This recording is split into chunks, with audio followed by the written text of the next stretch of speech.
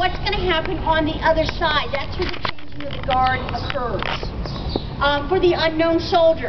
Why the unknown soldier? What's so great about him? I mean, we've heard several times there's 300,000 people buried here. They're all heroes. They've all had to do something militarily for our country to be buried here.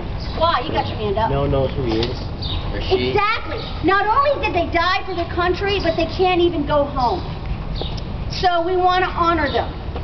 We decided to honor the unknown soldier after World War I.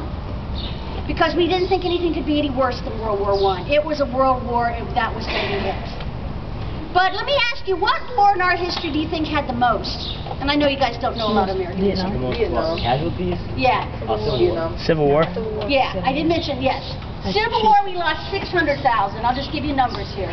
Civil War, we lost 600,000. Vietnam, we lost 58,000. Korea, we lost 54,000. World War II, we lost 400,000. And World War I, I'm not sure. It's less than about 100,000. So, by far, Civil War with World War II coming number 2. Civil War, did you have cars? No.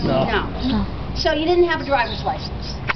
The dog tag wasn't invented till World War II. I mean, Okay, so you didn't have a dog tag either. The Civil War is before that. So if you didn't have a letter in your pocket from your family, or a Bible with your name in it, they didn't know who you were. Okay, or you didn't write your name on your body. Have you ever heard of that when a soldier knows he's going into war, he would write his name on his arm or something? In case he gets killed, they can figure out who you were. Otherwise, they didn't. About 1/3 of the people that died in Civil War are unknown. That's about 200,000 people. So we've always had unknown soldiers until recently. We're never going to have another one. Did you hear what he said on the tram there about Michael Blassie? Okay, he was the unknown soldier that they picked. When the ones that they're guarding out here are just randomly picked. They go into the unknown soldiers from that war, and they just randomly pick somebody, and they say you're going to represent everybody else. Well, they did that for Vietnam, but there was always a lot of suspicion about where the plane was. And information that they had, and family kept saying, we think that guy is our son, Michael Blassie.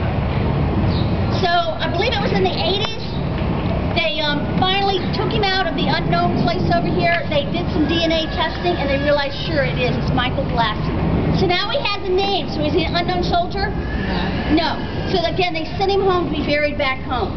So there's nobody, there's a big tomb you're going to see, it's called a sarcophagus, that's the fancy name for the big marble tomb. And then there's 3 on the ground, and they're rectangles. And one of them has the body from World